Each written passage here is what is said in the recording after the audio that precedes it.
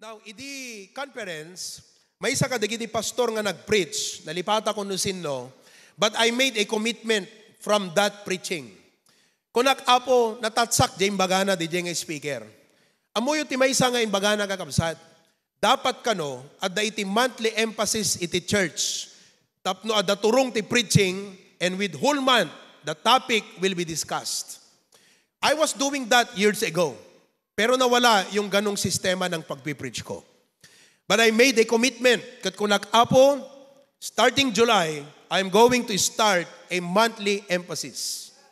So in light with our theme this year, Together We Strive in 2025, we strive in excellence in 2025. In the light of that topic, this coming July, our monthly emphasis will be Maturity Month. July is Maturity Month. Listen, I'd like for you to know, maturity determines the quality of your life. Uray lakay ka no immature ka, awang quality ti biyag mo. Ngam uray ubing ka, no matured ka, ada quality ti biyag mo. Young people, sayang ti kina young people mo no immature ka. Masapol nga agmature ka. So I pray that on the month of July, we could help you become matured, not only as a person, but as a Christian. By the month of August, we will have the emphasis of mission. Mission Month. Laglagi po nyo kakabsat, ti purpose ti church tayo, kat saan ngagpabaknang. Ti purpose ti church tayo, karkararwa anapapateg. Remember, we have a mandate. So we will discuss about mission. On September, our emphasis will be Ministry Month. I will make sure all members must be involved in the ministry. October, our emphasis is making disciples. If you are a teacher, disciple your students. If you are a manager, disciple the people under you. If you're a business owner, disciple the people who are working with you. If you are an engineer, disciple those employees or carpintero who are working with you. We want everyone to become disciple makers. November is Mobilization Month. So we are going to start a lot of Bible studies and we will deploy many of our men for the Bible studies. And December is Management Month. We will discuss on how to properly manage your life. Time management, financial management, family management, all that the Bible is telling us about management. And all of God's people say? Amen. So something to look forward to, you know? In provide ko kada kay detan, awan nag-absent, awan naglatladaw. Don't miss any Sunday. Don't miss any prayer meeting. And don't just come to attend. Come to learn. Don't just be a listener. Be a learner. If you want to grow, you have to shift from being a listener to a learner. Hangka lang nga dapat agdingdingeng. No di ka dapat agsursuro ka. And all of God's people say? Amen. I know it's not really easy for me as a pastor to lead you. Ado ka na tayo kakabsat, naduma-dumat naggapuan tayo, naduma-dumat nagiti orientation tayo, but what a blessing. Amuyo, makabless ti miyembro nga attentive, nga mas makabless ti miyembro nga i-apply na nagiti maadal na kakabsat. And praise God for that. Tonight, I invite you to stand with me and turn your Bibles to Exodus chapter 14, verse 15. Dito i-preach ko itang Arabi kakabsat, kat pang kick-off uno pang challenge ko kada kayo, kada gito'y monthly emphasis ti sumaganad nga bulbulan. Exodus chapter 14 verse number 15. I invite you to stand even if you are on Facebook, if you are on Zoom, I invite you to stand. Okay? And read with me Exodus chapter 14 verse number 15. If you are watching on YouTube, nasa bahay ka, stand up and read the Bible with me. Okay? Let's work together. And tingnan nyo po kung may mga walang Bibles, i-share nyo po yung inyong mga Bibles. Alright? Exodus chapter 14, verse number 15. If you have found it, say aloud, Amen. Okay. Let us read all together. The Bible says, And the Lord said unto Moses, Wherefore criest thou unto me? Speak unto the children of Israel that they go forward. Allow me to read the context shortly and mabilis. Verse 1. The Lord spake unto Moses, saying, Speak unto the children of Israel, that they turn and encamp before Pihahiroth, between Migdol and the sea, over against Baal-zephon, before it shall ye encamp by the sea. For Pharaoh will say of the children of Israel, They are entangled in the land, the wilderness hath shut them in. And I will harden Pharaoh's heart, that he shall follow after them, and I will be honored upon Pharaoh, and upon all his host, that the Egyptians may know that I am the Lord, and they did so. Deto'y kakabsat, DJ, nakarwar ti Israel from Egypt, kat adadan di Red Sea. Okay? You know this story, right? Now, verse number 5. And it was told the king of Egypt that the people fled, and the heart of Pharaoh and of his servants was turned against the people, and they said, Why have we done this, that we have let Israel go from serving us? Ayan na nga ba? Agbabawi, digiti Egyptians. Okay? 6. And he made ready his chariot, and took his people with him. And he took 600 chosen chariots, and all the chariots of Egypt, and captains over every one of them. 8. And the Lord hardened the heart of Pharaoh, king of Egypt, and he pursued after the children of Israel. Ayan, kinamatdan.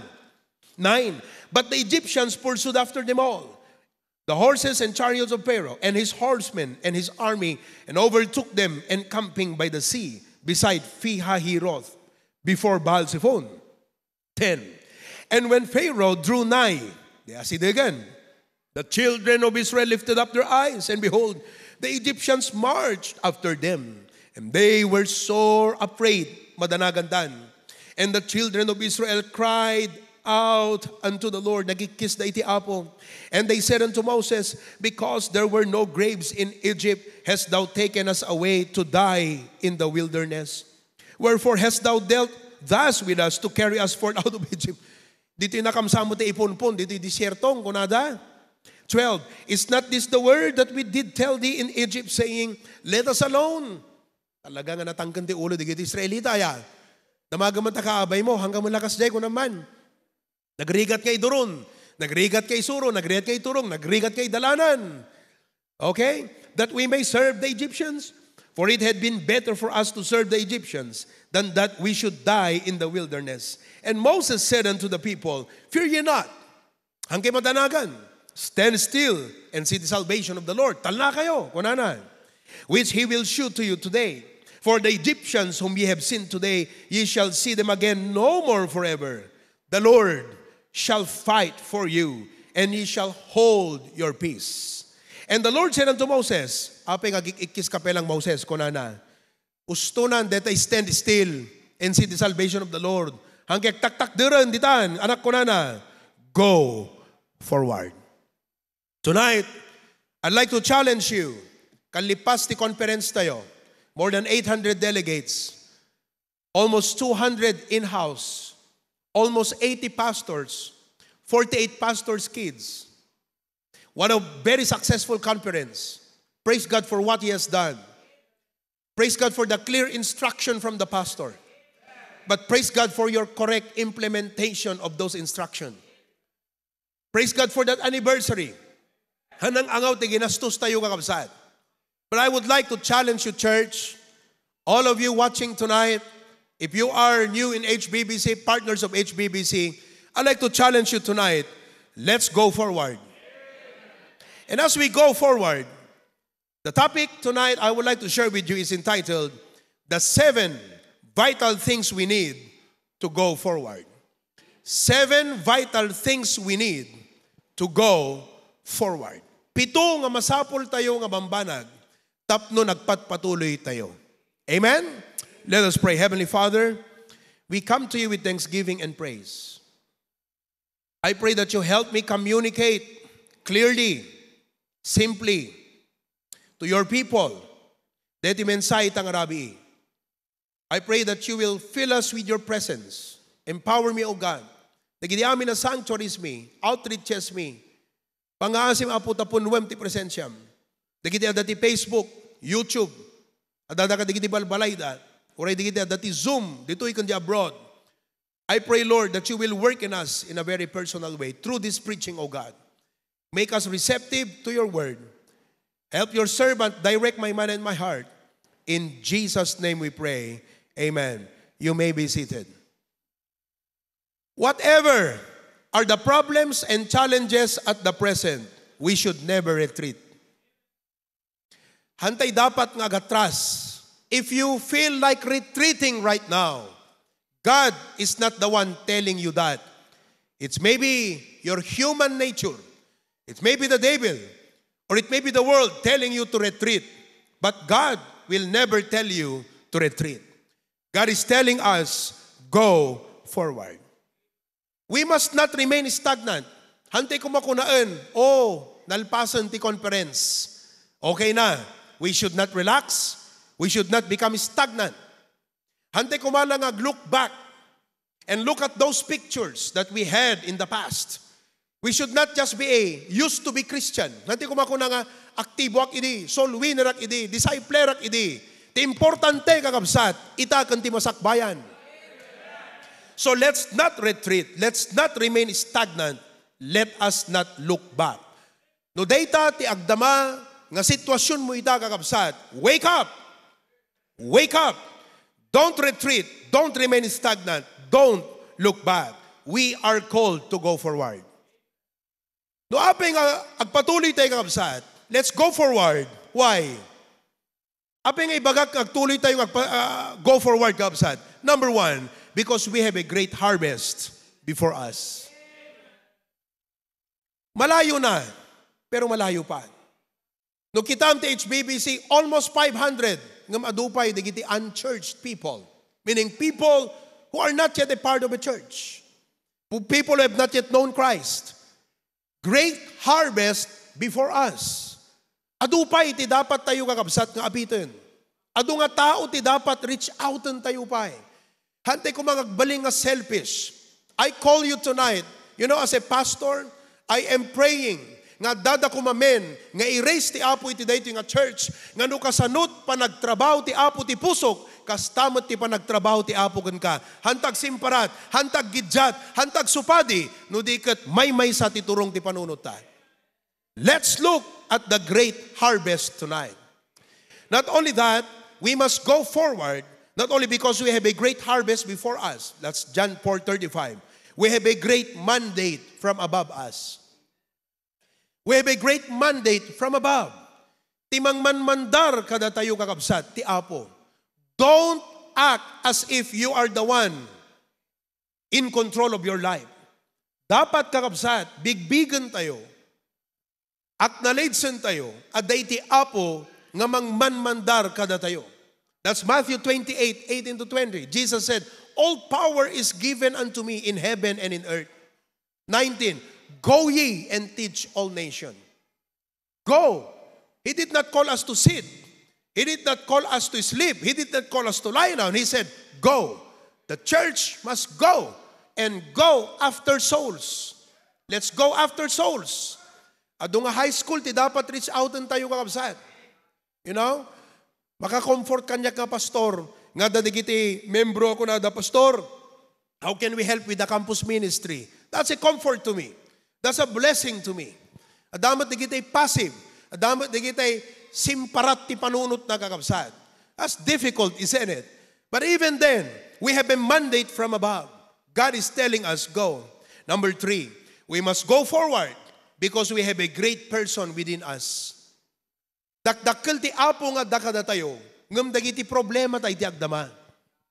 Whatever your problems are, God is bigger than your problem.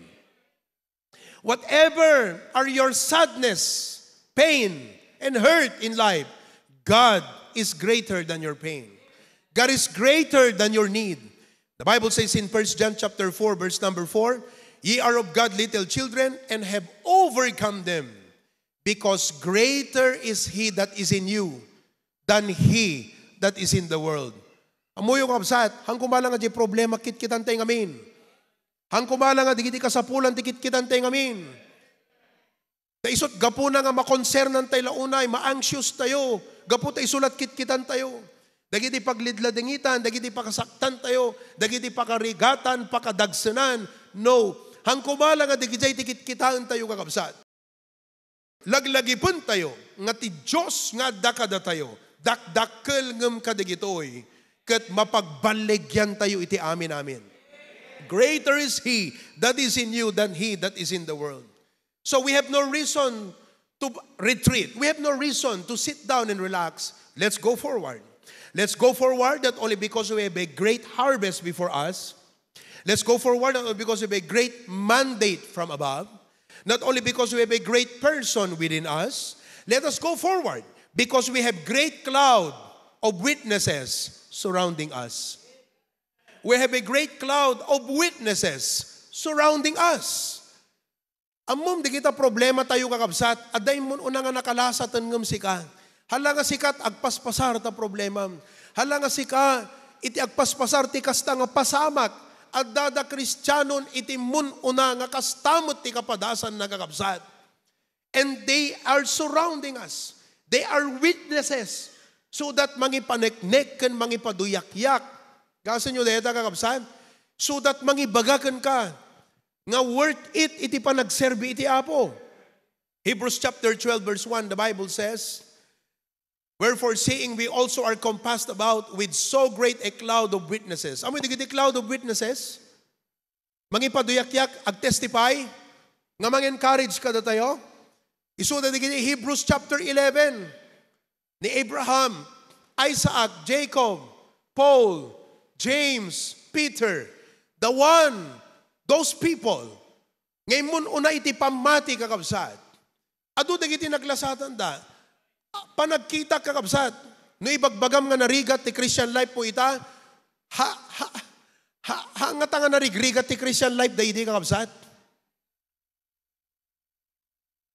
Hangata nga naragdagsan iti, hangata nga nagri, agasam ta, ti agbali na Kristiyano idi, aglimang ka, agtartaray ka, ipakandat leon, inlansada ti krus, itapwak dahi, agburburat nga mantika, uno danom, igalot na di may isang ima na di may isang kabalyo, di saka na, they were martyrs, they had to die for their faith.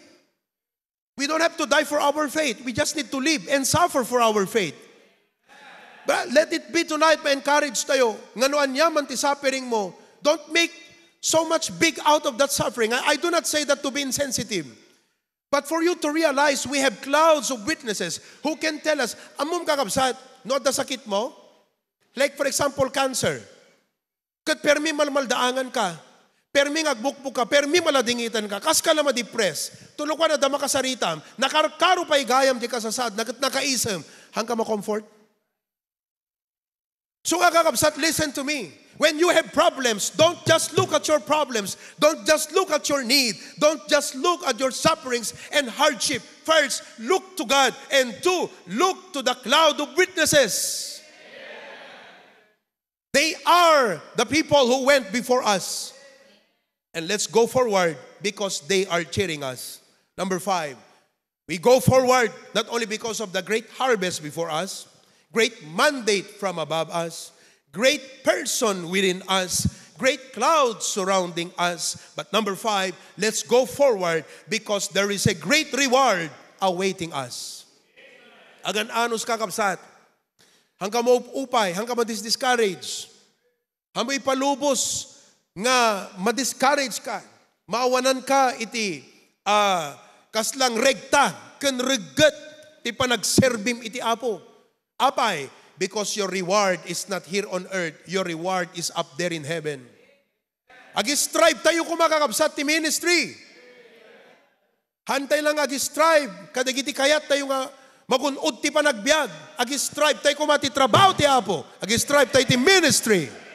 Ag-strive tayo kadagiti karkararwa. Ag-strive tayo kakabsat, iti nang ibaunan, iti Apo kada tayo. Why? Because there is a great reward that is awaiting us in heaven. Amen? So, brethren, go forward. No maupupay ka, no ma-discourage ka, no ag-negative, dagiti nagyan ti panunot mo, Deto'y 5 ti i-meditate mo kakabsat. Deto'y 5. Hello? Ano dapat kitam? Great harvest. Don't be complacent. Great mandate. Hampay nalpas. Iti calling tayo kakabsat. Great person. Uray ka sa kadakkel. Dagiti challenges mo ti masakbayan. Dakdakkel ti apo nga dagan ka.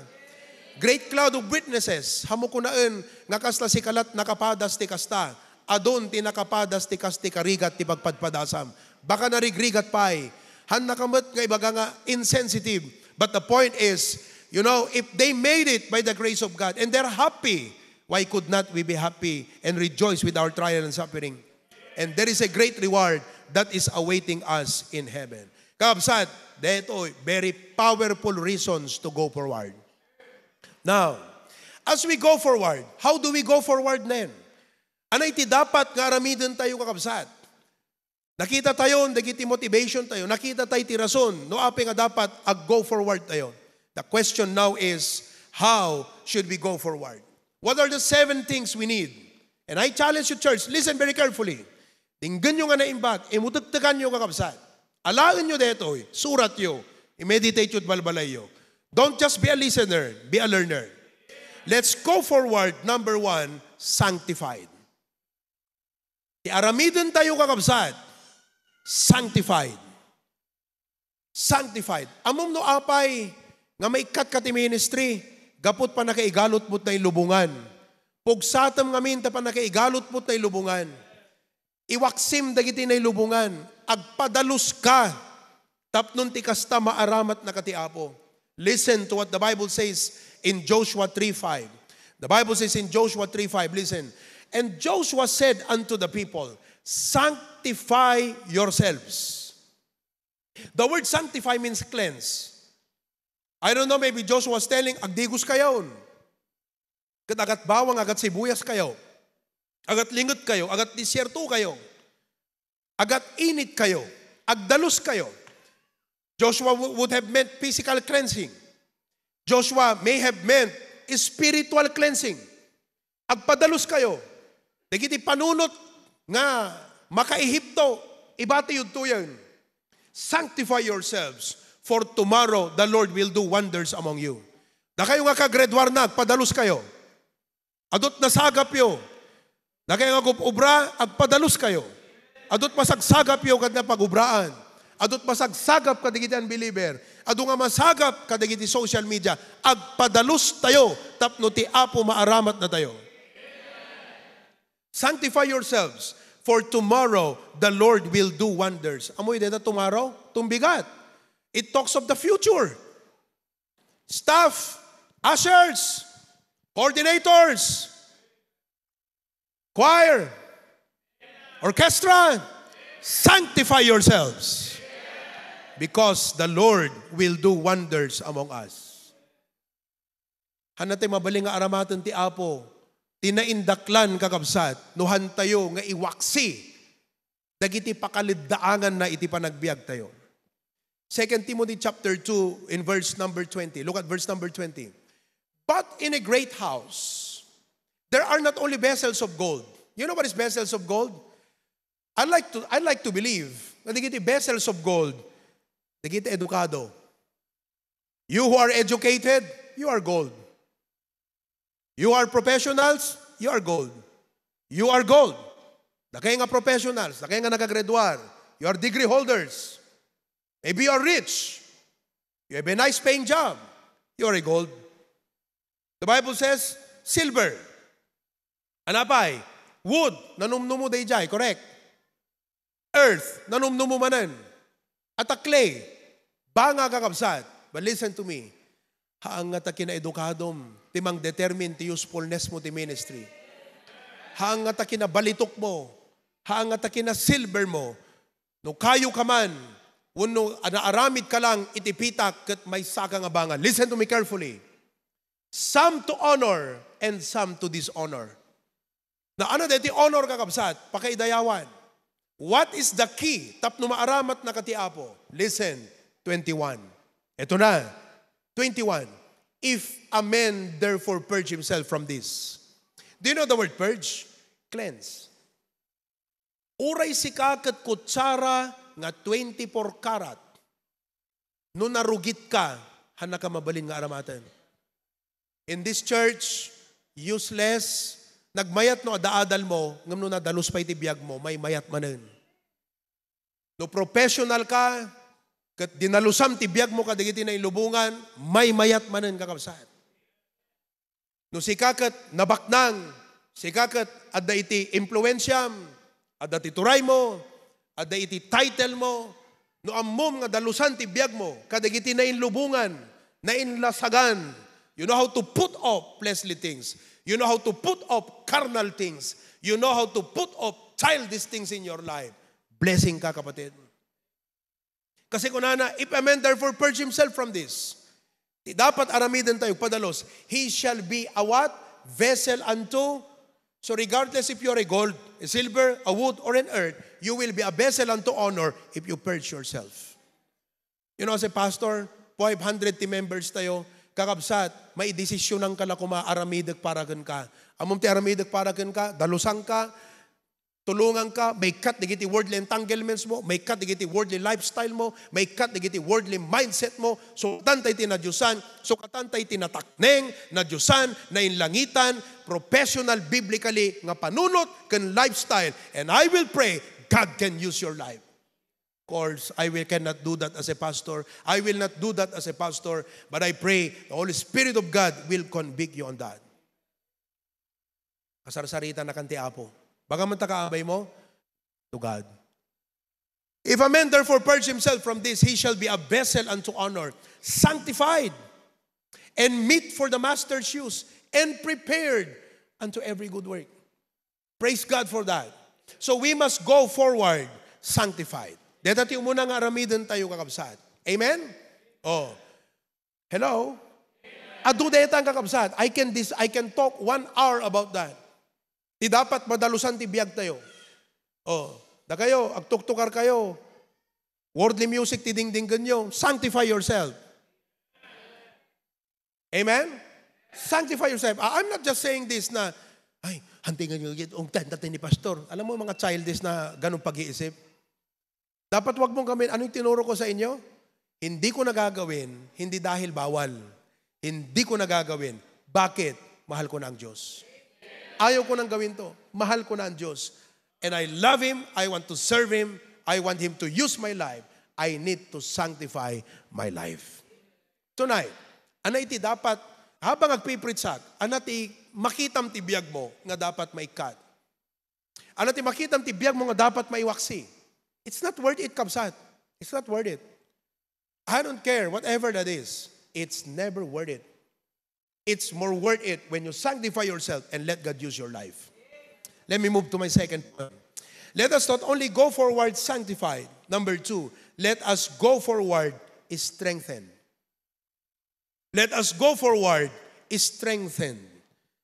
You know, dito pa nagserbita iti apo kakasat. Han na maal bukod tayo lang apigsa. Uno bukod nga laing. Uno sarili tayo lang kakabsat nga determinasyon.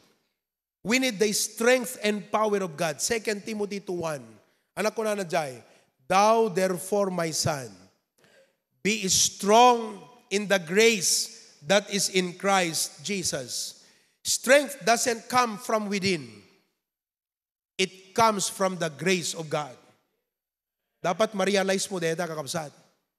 Hello? Dapat ma-realize tayo. Hantay kabailan. Hantay kaya ti sarili tayo lang. We need the grace of God in our life. We are not pushing forward in human effort. We are pushing forward by the grace of God. Parabor lang iti apo.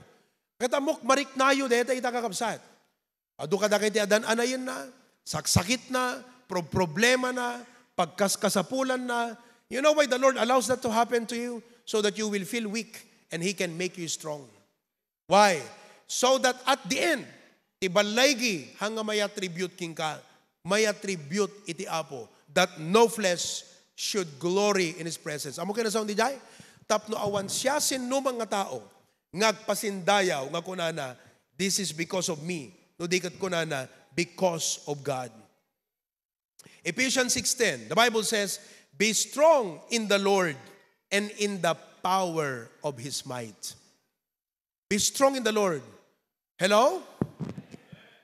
Muyo, sa po nagpapigsa kayo kakabsat.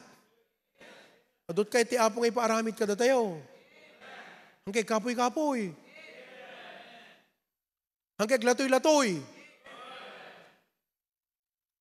Hangkay agsadot-sadot. Awan nagpaspasui. Iwaksite amin di kita kakabsat. And let us be filled with the strength of God. Awan ko pa dito yung ano moong tan, agsuin kakabsat.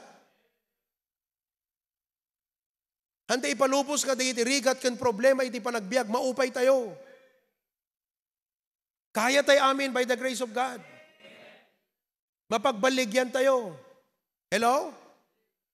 If we are going to move forward, let us go forward sanctified and let us go forward strengthened. Klamarin nyo di Philippians 4:13. What does it say? Philippians 4:13. Everybody go.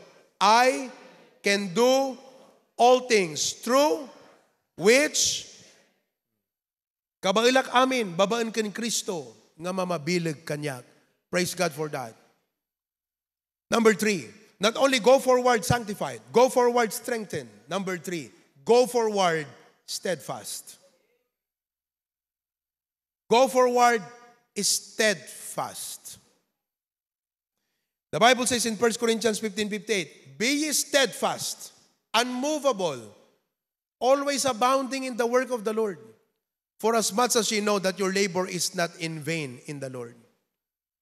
Alam nyo, makabendisyon na giti kakabsat.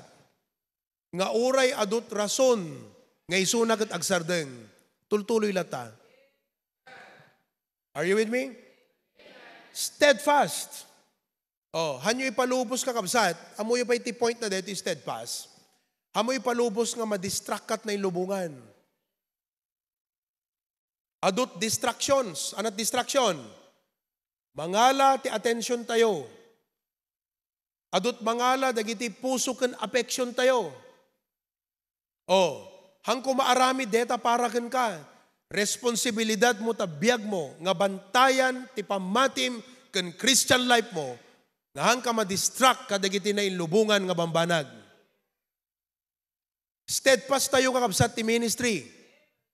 Deta ministry yo, hanyo baybayan kakabsat. Hanyo ipalubos, nga uray i-require da kayo ti eskwela, i-require da kayo, dagiti tattaw kakabsat, kat mayat kay latan. At the expense nga mabaybayan tayo ti panagserbita iti Apo. Madimo ta kakabsat, nga di ka man lang ipaglaban, di commitment mo iti ministry. You know, I am a very considerate pastor. Ngam deep in my heart, ti kararag ko, umunag kumat commitment mo. Pastor, i-require da kam kanta barangay. Di ka lang inlaban mo deta commitment mo. Awalat steadfastness mo mo tang kakabsat. No kanayon tulat nga kastan, awana na. Hello? Kat ko na madagathan na mabalin, ma'am. Ado obligasyon ko di church me, ada ministry. Hana mabaling agabsenak DJ ministry to church. Oh, be steadfast in your ministry. Awan kakabsat, if we go forward as a church, kasta tayong awan la pulos commitment tayo. Hello? Sino pa iti kadwa tayo kakabsat nga go forward? Amen? Oh, hangko ibaga kakabsat nga kasla inconsiderate tayo, ngam no basit lang nga sakit. No dakat balayo masakit ka, no dakat ti kapilya masakit ka. Katiway kalat ti kapilya na. Ni May, nag-message sa itatay malam, ay tibigat. Kuna na pastor, siyak siguro tihan na makaumay. Iti pamilyak itang arabi eh. Jak na ko ti basong agsakit. Nambas daawan na kita eh. Amen ko na nagat. Boses may di jaya. At damot ka kapsat. That's being steadfast. Hello? Oh.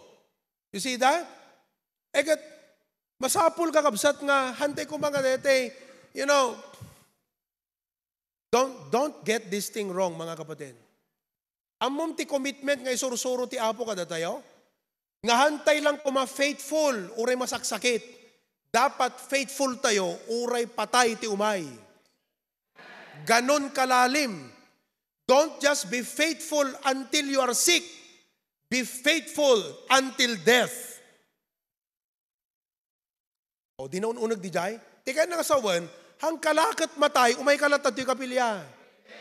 No adayupay ni patay, umay kadtoy. Ken uray matmatay kan, umay kadtoy. Parang ganon yun, no? Tignan nyo, maigi mga kapatid. Revelations 2:10.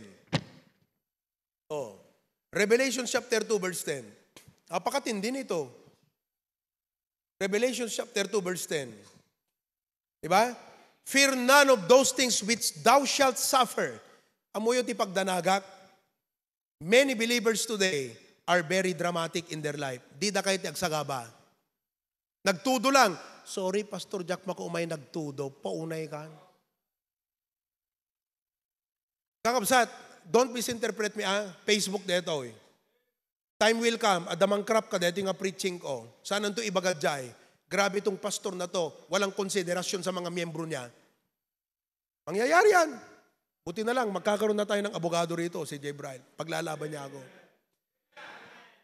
Pero alam niyo, as I preach this, I'm telling you mga kapatid, the world, the unsaved people will not understand our commitment. Tapos ako ito, magsasabi sa inyo, yung masabing, Pastor, sorry, Jack na ko may nagtudo ngamin. Grabe. Apay numapang ka makipadaya, makipila, uri matudtudwang kan, adakat na nga makipilpila kakabsat. Matudtudwan nga mabasbasa, tapansit, kada sweet meat nga, gay ayos mantika na. Sige tapila.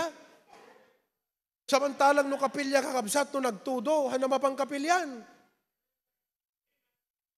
Asan ang commitment natin mga kapatid? Steadfastness.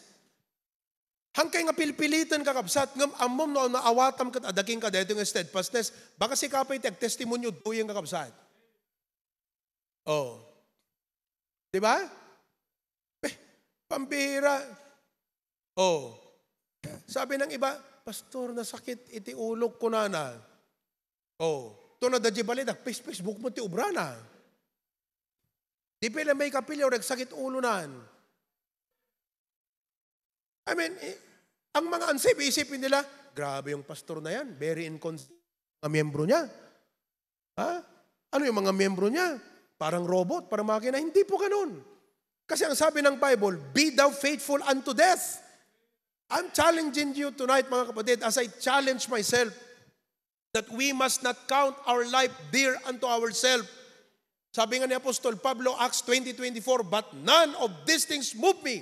Deta kakabsat tim ako ng steadfastness. None of these things move me.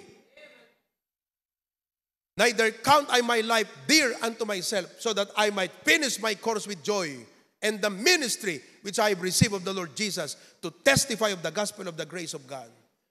Amon, pareher ti puso, hanyo nga taken dito yung kakabsat, hanyo taken dito yung mensahe, nga nainlasagan ka na yung tawan ti panagawat yo. Taken yung nga na spirituan, taken yung nga napnuan parabor ti Apo ti puso yo. Nga kunam, Apo, kaya't kumet nga mapadasan ti kinarigat ti panagsagabam, kat ti panagsagabak Apo, ibilang ko nga pribilehyo nga mapadasak ti agsagaba para ken ka. Tamagaking ka, anat sinagabam para ti Apo. Sige di akong ko na, nagpasturak in give up ko ti dreams ko, hindi suffering yun. Privilege yun. I do not, many times I would say, when I was a child, I wanted to be a lawyer. I wanted to be a doctor. I wanted to be an engineer. I wanted to be, in world's standard, this is great. Ngaming give up ko para ti Apo. Is that suffering? No, it's a privilege. Apay, nangat nga to ti agbaling a lawyer, nangat nga to agbaling a engineer, hindi nagpastor ka, bimaba ka, wrong. Nababadig ito yung profession, hindi nagpastorat, higher calling. It's a privilege. Pero amoy mindset ti kaaduan, kasi nagdakkel tin sakripisyo nga para ti Apo. Even the things that you sacrifice are not sacrifice. It's a privilege to suffer for the Lord. Do you realize the early believers? It's a privilege for them to die for Christ. That may pisok ti agburubur ka mantika kunada apo. I'm so glad takastoy ti panagsagabak para kan ka. Joy para kadakwada ti agsagaba para ti apo. Ita dagiti Kristiyano, basit lang sagaba, nagdakkel na sakripisyo ti naramid ko para ti apo. As if ti apo pa iti thank you king ka. Brethren, let's define biblical steadfastness and commitment. Nakita yon? As we go forward, no aping ay bagbagak dito yung kakabsat, isagsagana, ti apo, ti puso tayo. Hanga lumaklaka, ti ministry tayo. Baka ti pagarupyo, habang dumakdakkel ti ministry, umatado tayo, lumaklaka saan kakabsat, rumigrigat. More challenging. You know, idibasit dito church tayo, hanakastoy ka challenging kakabsat. Hanakastoy ti kaadot panunutig ka pastor. Hanakastoy ti kaadot problema ka miyembro. Tatatatimbakkal, katudumakal tupay at adun tumanen kakabsat. And I prepare myself nga kung nag-apo habang ati ministry dumakal as we go forward. Kat kayat mo nga maragpat mi, dagiti banag nga kayat mo nga maragpat mi, apo, I need to prepare myself. As we go forward, rumigrigat apo, and I must be willing to suffer. And I don't consider it a sacrifice for the Lord. I consider it a privilege for the Lord. Do you realize that, mga kapatid? That's what it means to be steadfast and unmovable in the work of the Lord. Among tinagmayat, etay masaksagit ka kumaya, gurgurigur ka, paypaypag ka. Tapos may kalata nakigimong, kat ko nam apo agyaman na, tamabaling ko, iti kastoy nga agsaper para gan ko, nagpaypaypag adak dito'y apo, naragsak ti pusok. Ang ko ibilang nga sakripisyo, Lord, you don't have to thank me for coming here. I thank you for the privilege that I can suffer for you. Yan ang mindset ng totoong Kristiyano, kapatid. It's like, you know, when I was courting my wife, I would travel from Ilocos to Isabela. That's a short distance, isn't it? Asidig, right? No, agay ayat ka, taadayo, asidig. Kat bayat ti papangko pa nagpasyar ijay, hangko ibilang nga sakripisyo.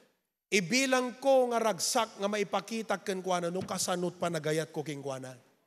Kasta kumamet ti panunot tayo nga no agsagaba tayo, wenno agsakripisyo tayo man apara ti apo. Hantay nga kalasing-singren ti Dios nga isupay thank you. Dapat ibilang ti nga ragsak nga apo, gundaway ko nga maipakita no kasanumot ti panagayat ko king ka. Kakabsat, nalakat ti agbalin nga faithful, no mayat ti kondisyon ti panagbiag. Isn't it? Nalakat ti agbalin na faithful no nasalunat ka. Nalakat ti agbalin na faithful no aduk kwartam. Nalakat ti agbalin na faithful kakabsat no mayat ti kasasad ti biag. Narigat ti agbalin na faithful no masaksakit ka. Narigat ti agbalin na faithful no naikat ka ti trabaho. Narigat ti agbalin na faithful no adut parikot kan problema iti biag. But it is in those moments that you can prove how much you love the Lord. I preach this tonight to prepare you, brethren. Adun tupay dagiti sagabaan tay ti masangwanan. Adupay ti sakripisyo nga aramiden tayo. Ket saan tay kumang agbaling nga na arte, wenno kas panakkel dagiti sakripisyo tayo. No di ket ibilang tay nga pribilehyo ti panagsagaba para ti apo. Ibilang tay ti agsakripisyo para ti apo. All of God's people say? Tuloy tayo tumaminsan. Lord, thank you so much tonight for the message. Thank you, Apo. Ipanangkarit mo kada kami. Panangipaawat mo, panangipakitam what the Christian life is all about. But not only the Christian life. Deti ministry mi nga kas church ti HBBC. Lord, nagpatag digiti talo nga naadal min itang arabi. Masapol-apo nga padalusan kami, Lord. Masapol nga agpapigsa kami ti parabor. Masapol nga agbaling kami nga faithful apo, hanlaeng nga numayat dagiti kondisyon ti panagbiag. Hanlaeng apo nga no dagiti pasama ket according to what we expect. Uray adu dagiti parikot problema ti panagbiag. Faithful kam kumalata apo gan ka. Kakabsat itang arabi, I challenge you. Ibatam dagiti makaigawid king ka ti panagserbim ti apo. Mark that statement. Ulitek. Ibatam ti anyaman nga makaigawid king ka iti panagserbim iti apo. na inlubungan, ibatam. Let go of what holds you back. Arakupem, iti challenge nga grow. Arakupem ti challenge nga grow. Amo itarayan kakabsat. Amo itarayan. Kat dawatem ti Apo nga tulungan na ka. Papigsaan na ka. Paunagan na iti commitment kan faithfulness mo nga agserbi kan kuana. Brethren, we are not retreating. We are not maintaining. We are going forward. Yes, there will be many pains and sufferings and problems that will come along the way. Adu digiti sakripisyo nga karasapulan aramidon tayo nga para ti Apo. But I hope na awatam ti mindset itang arabi nga hamu ibilang nga sakripisyo no digat ibilang mo a pribilehyo nga makapagsakripisyo ka para ti Apo. As every head be bowed, every eye be closed. Let's have an invitation tonight. So ti Apo challenge na kakat ko nam Lord. Unwan nagti parabor mo Apo. Talusan nak Apo. Tulungan nak nga maiwaksik dagiti makaigawid, makailaped, makaitibkul kanyak iti panagserbik Apo ken ka. Ang ko kayat ti agbaling nga tibkul dito church nga umay magigimgimo ng papaanawa ak Apo. Kayat ko ti umay nga Kristiyano membro, maaramat mo Apo. Come on, come forward tonight. Would you come?